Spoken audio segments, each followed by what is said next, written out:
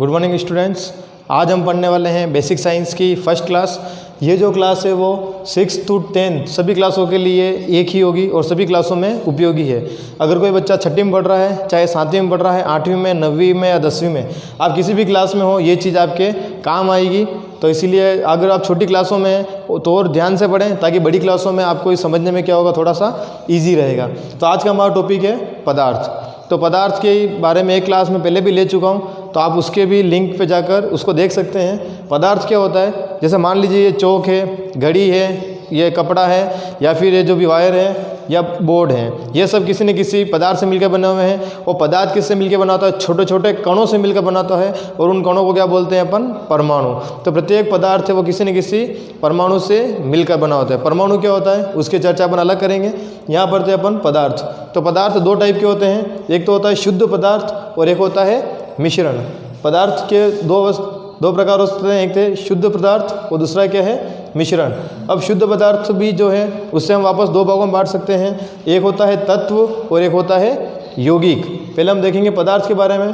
तो पदार्थ होता है शुद्ध या फिर मिश्रण, और शुद्ध पदार्थ में दो होते हैं, तत्व या फिर यौगिक। अब देखिए तत्व क्या होता है। तो तत्व का अगर डायरेक्ट याद रखना है तो याद रखना है समान परमाणु।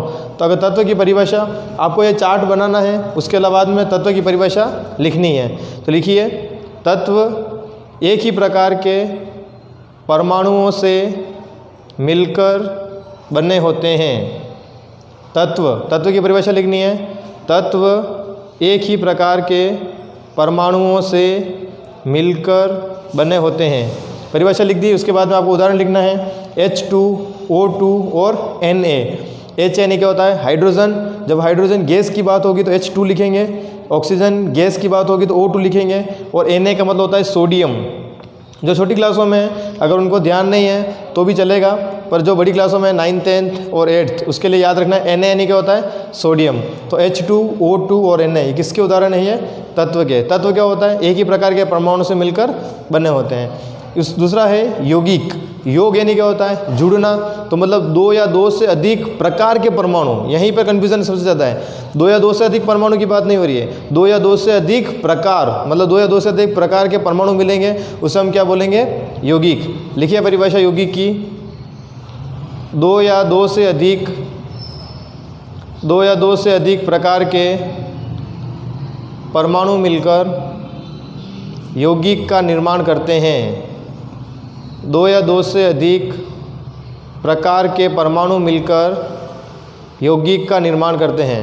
देखिए उदाहरण, एक है H2O और एक है NaCl, जो आपके दैनिक जीवन में काम में आते हैं। H2O ये है जल का, और NaCl ये है नमक का। H यानी हाइड्रोजन, O यानी ऑक्सीजन, 2 का मतलब हाइड्रोजन दो जुड़ी हुई है, किसके साथ में? एक ऑक्सीजन। तो यहाँ दो अलग अलग प्रकार के परमाणु हैं, मिले तो क्या बना है? ये यौगिक। और ये याद रखना है कि यौगिक के अंदर निश्चित अनुपात होता है। तो लिख देना कि यौगिक में अनुपात निश्चित होता है। दूसरा है नमक। नमक का फॉर्मूला क्या था? NaCl। अभी मैंने बताया था Na अर्थ होता है सोडियम। Na यानी क्या होता है? सोडियम, और Cl यानी होता है क्लोरीन। तो सोडियम और क्लोरीन दोनों मिलता है तो उसे हम बोलते हैं सोडियम क्लोराइड, या उसी को हम बोलते हैं सामान्य भाषा में नमक। देखिए अब मिश्रण। मिश्रण दो प्रकार के होते हैं, एक होता है समांगी मिश्रण और एक होता है विषमांगी मिश्रण।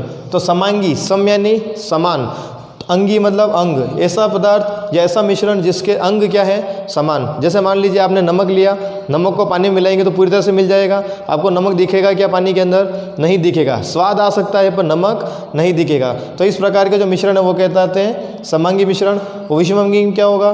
पानी लीजिए, पानी के अंदर मिट्टी डालिए तो मिट्टी दिखेगी, तो वो क्या है? विषमांगी। या फिर आप चौक का बूरा करेंगे और उसके अंदर डालेंगे चौक का बूरा था, तो भी वो क्या आएगा? दिखेगा अपने को, तो वो क्या है? विषमांगी। लिखिए समांगी मिश्रण। परिभाषा लिखिए, ऐसा मिश्रण जिसमें दो पदार्थ एक दूसरे में घुल जाते हैं। दो पदार्थ एक दूसरे में घुल जाते हैं, समांगी मिश्रण कहलाते हैं, है ना। उदाहरण आप लिख सकते हैं, शक्कर प्लस जल, या चीनी भी मिल जाएगा आपको, नमक प्लस जल भी लिख सकते हैं यहाँ पर। दूसरा लिखिए विषमांगी, ऐसा मिश्रण जिसमें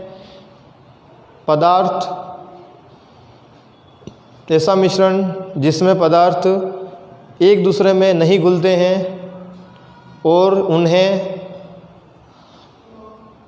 उन्हें आसानी से पृथक किया जा सकता है, और उन्हें आसानी से पृथक यानी होता है अलग, आसानी से पृथक किया जा सकता है, विषमांगी मिश्रण कहलाते हैं। उदाहरण आप लिख देना, नमक के जल के साथ में चौक और जल प्लस मिट्टी, या गेहूं के अंदर कंकर, वो सभी किसके उदाहरण हैं?